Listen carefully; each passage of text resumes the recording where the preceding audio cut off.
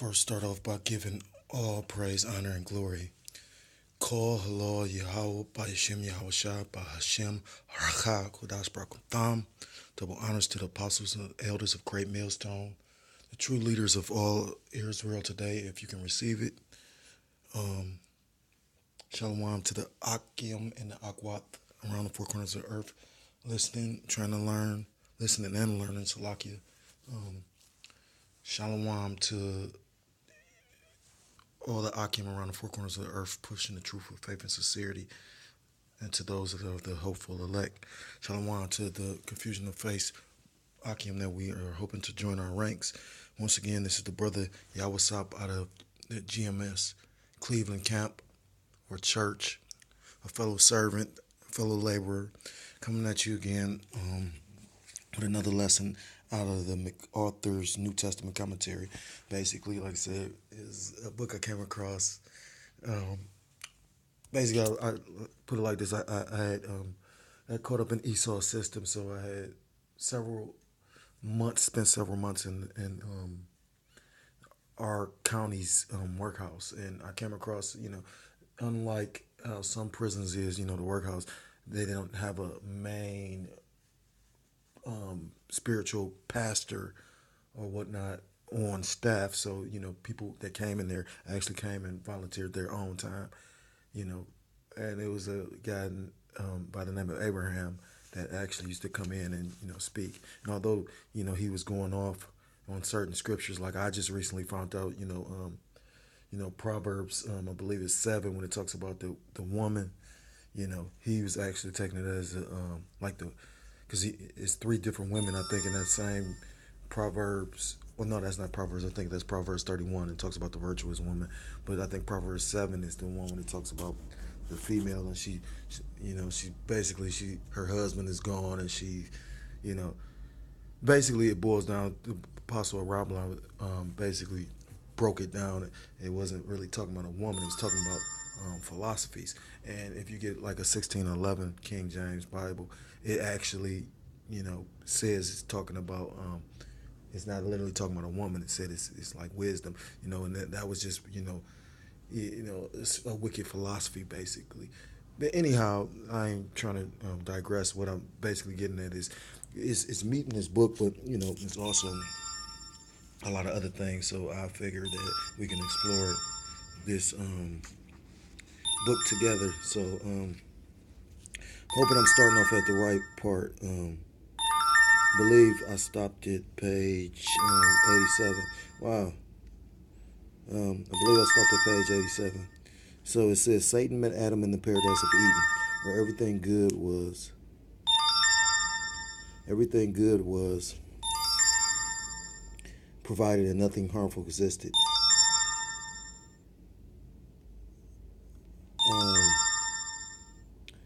Salakia, trying to turn this down. Salakia for that. Anyhow, Adam lost his battle with Satan while in the perfect situation. We all, in the truth, or GMS, we believe that Adam was Yahweh among other people. Adam was Yahweh. Adam was also Melchizedek. Adam was also Isaac. So Adam lost his battle with Satan while in the perfect situation. The second Adam met Satan in the desolate, forbidding wilderness where he was with the wild beasts. It's quoting Mark 1:13, and was without food for 40 days. Luke 4:2. Yet with the first Adam lost in the ideal environment, the second Adam won back in a terribly imperfect environment. What better proof can there be that the spiritual and moral failure are not caused by circumstances, but by character and response of the one who was tempted? And I can agree with that. I had did a lesson, because I had found like a Bible tract. It really wasn't really considered a Bible tract. It was like a little pamphlet, a booklet, and I gave it to one of the brothers in the camp, because they kept on using that word integrity, and then I had this little pamphlet that I came across. So I read it, and it was talking about Daniel, and basically, and that's like I did a lesson on it. The elect men of Yahweh by Hashem Yahweh Shah will be men with integrity. Like Daniel was basically, he knew what he was doing. knew what could happen, and he still had the integrity to follow through with it. So, like they said, uh, the paragraph pretty much sums it up. What better proof could there be that spiritual and moral failure are not caused by circumstances, but by character? Like when I first came into the truth, I didn't realize, you hear the scriptures and it moves your spirit. So like that scripture in Romans where it says, our spirit agrees with the spirit that, well, roughly paraphrasing, that we are the children of the Most High. So, if you agree and if you understand it, 9 times out of 10, you are an Israelite. But at the same time, at the time, I didn't realize, once you put that, what's that in Luke? Once you put your hand on the plowshare, and you look back, you're not fit, So no matter what, you're supposed to, do this and be loyal to Yahweh by Hashem Yahweh Shai. And at the time, I didn't understand that. I'm sure the Most High is going to tempt me. I just pray that He tempt me and test me, and I just pray that He puts or strengthens my spirit. Let the Kodash move through me so I can deal with any temptation or any affliction. That's one of the prayers I say pretty much every day, because you know what I mean. Like, and it's truth. Like one of the brothers said, you could be up one day and the Most High could test you tomorrow and take everything. You know what I mean? So, but the temptation did not catch Yahweh by surprise. Yahweh specifically went there to be tempted by the devil. The Greek perezo is a morally neutral word that simply means to test. Let's check that out.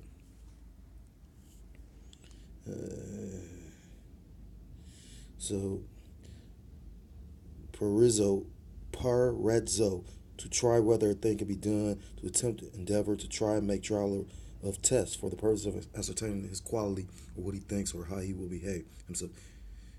In a bad sense, to test one's maliciously, craftily, to put to the proof his feelings or judgments, to try or test one's faith, virtue, character by enticement to sin.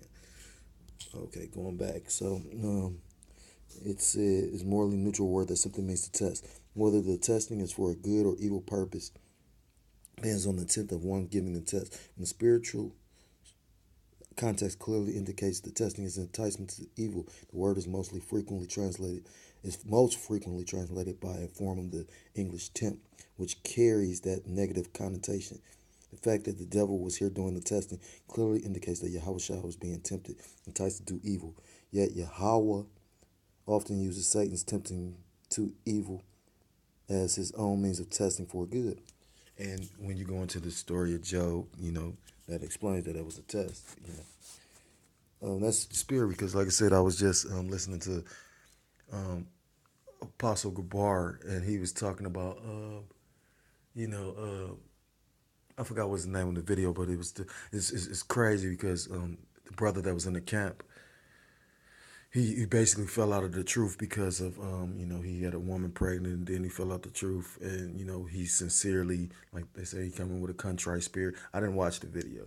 I remember the day of camp, one of the brothers in the camp basically let me know about the video, and when he said the brother name, it's funny because we both have the same name. Esau. Well, my father named me a name, so when I came with my Hebrew name, it means the same name. It was deep because, to be honest, just a quick testimony, not to digress, but I have been that brother. You know what I mean? Like, same situation, a woman, you know what I mean? And I was listening to the one brother, Barack, in the GMS Ancient of Days camp, and he was saying, when the Most High is testing you and you keep on getting the same test, it's because you're not learning something from it. And it's deep, like I know the spirit that's on, my demon, and she a strong, well, it's not she, it's probably a male spirit. It's a spirit of control and rebellion, witchcraft. Because the sin of rebellion is the sin of witchcraft, roughly paraphrasing, But anyhow, it's a mean Jezebel spirit. When you got all these mean spirits out here. But my point being is,